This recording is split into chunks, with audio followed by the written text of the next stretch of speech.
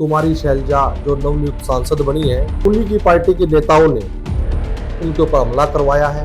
SC वर्ग का हित सुरक्षित है तो भारतीय जनता पार्टी, जो विपक्ष हमेशा परिवारवाद को जो बढ़ावा देते हैं, उनके परिवार के बच्चों का भविष्य खतरे में है, न कि अनुसूचित जाति वर्ग का आरक्षण खतरे में है। इलेक्शन से अगले दिन लगभग लोग कांग्रेस कार्यालय में जाकर के 8500 रुपए मांगते नजर आए। चुनाव लड़ेंगे तो निश्चित रूप से भारतीय जनता पार्टी का हम कलानौर में कमल खिलाने का काम करेंगे। नमस्कार, मैं हूं परविंदर। तो आज हमारे साथ बातचीत करने के लिए भारतीय जनता पार्टी के वरिष्ठ नेता अजय खुंडिया हमारे साथ मौजूद हैं, जो कि कलानौर हल्के में पिछले काफी लंबे समय से काम कर रहे हैं, या यूं कहें कि राजनीति से इनका पुराना रिश्ता रहा है। इनके परिवार से कई नेता पैदा हुए हैं, या यूं कहें कि इनके परिवार से 2 बार एमएलए रह चुके हैं और कई चुनाव जो है वो लड़ चुके हैं। और इस बार अजय खुंडिया खुद कलानौर हल्के में काफी मेहनत कर रहे हैं, जनता का उन्हें प्यार भी मिल रहा है। अजय जी, सबसे पहले आपका स्वागत है। नमस्कार वरिंदर जी। अजय जी, अगर हम कलानौर की बात करते हैं, कलानौर एक रिजर्व सीट है और इस बार हमने देखा है कि लगातार वहां पर शकुंतला खट्टक जो है वो चुनाव जीत रही है। आखिरकार कहाँ कमी रहती है कि भारतीय जनता पार्टी वहां से पिछड़ रही है? भारतीय जनता पार्टी लगातार कलानौर विधानसभा क्षेत्र में हम लंबे समय से भारतीय जनता पार्टी की सीट रही है। अगर हम बात करें 1977 में ये सीट रिजर्व हुई थी, तब चौधरी जनैन खुंडिया जी ने 70 में पहला चुनाव लड़ा, वो वहां से जीते। 87 में भी उन्होंने चुनाव लड़ा और वो वहां से चुनाव जीते। 96 में 917 वोटों से वो चुनाव हार गए थे। और भारतीय जनता पार्टी कलानौर से जब भी जिसने भी चुनाव लड़ा है, हम बिल्कुल फाइट के साथ, हम कई बार जीते भी हैं और कई बार चुनाव पार्टी ने हारा भी है। अगर कलानौर से आपको मौका मिलता है तो आपको क्या कुछ समस्याएं देखते हैं कलानौर हल्के में? अगर आप जीतते हैं चुनाव तो उनको समाधान कैसे करेंगे? कलानौर विधानसभा क्षेत्र में जितने भी हमारे गांव हैं, हम सभी गांव में पीने के पानी की जो व्यवस्था है उसको दुरुस्त करेंगे।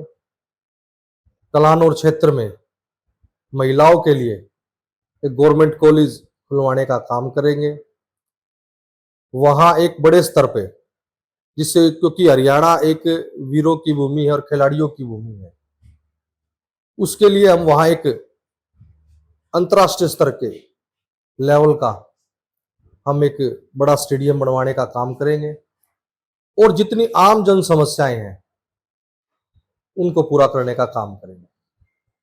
अब की बार लोकसभा चुनाव में हमने देखा कि तकरीबन जो एससी वोट है वो खिसक कर कांग्रेस के पाले में चला गया है। ऐसा क्यों? भारतीय जनता पार्टी ने अगर सबसे ज्यादा किसी वर्ग को लाभ दिया है तो अनुसूचित जाति वर्ग को लाभ दिया है। और आप देखेंगे, आंकड़े उठाएंगे, तकरीबन एससी बूथों पर भारतीय जनता पार्टी ने जीत हासिल की है। आप किसी भी क्षेत्र में देख लेना, पार्टी में एससी वर्ग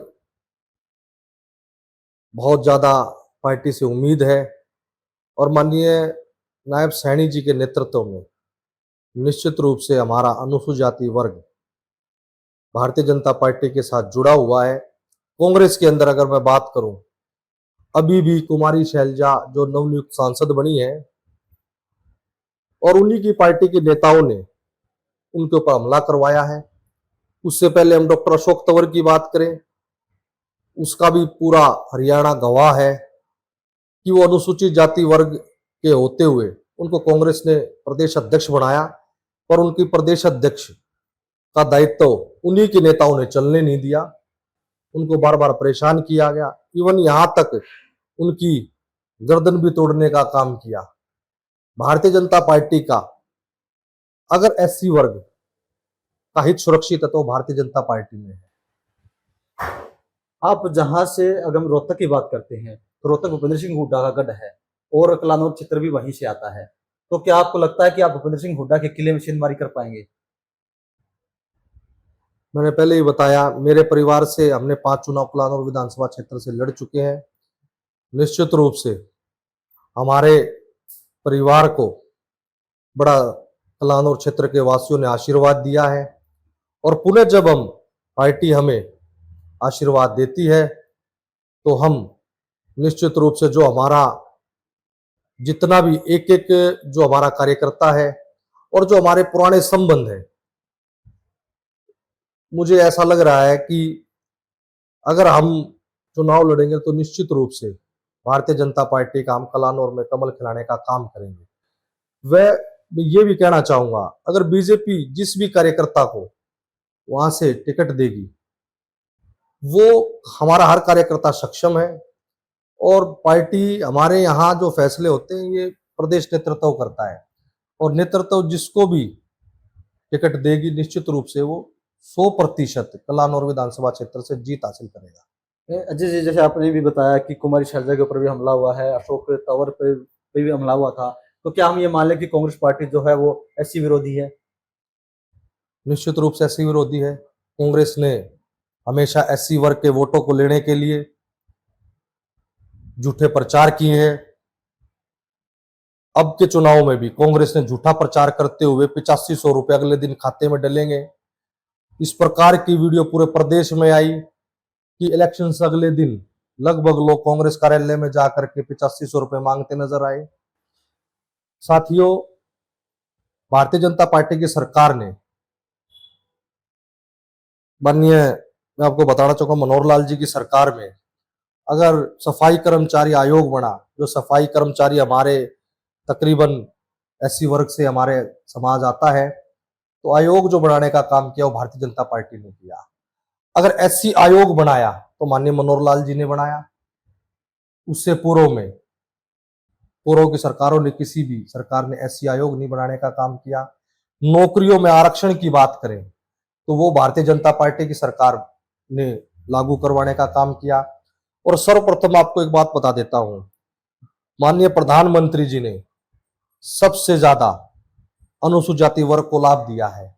उस लाभ का माध्यम चाहे हम जन धन योजना से बात करें, आयुष्मान भारत की बात करें, उज्ज्वला योजना की बात करें या अन्य जो अंतिम व्यक्ति तक लाभ पहुंचे, अगर किसी सरकार ने सीधा किसी को लाभ दिया है तो सबसे ज्यादा भारतीय जनता पार्टी की सरकार ने दिया है।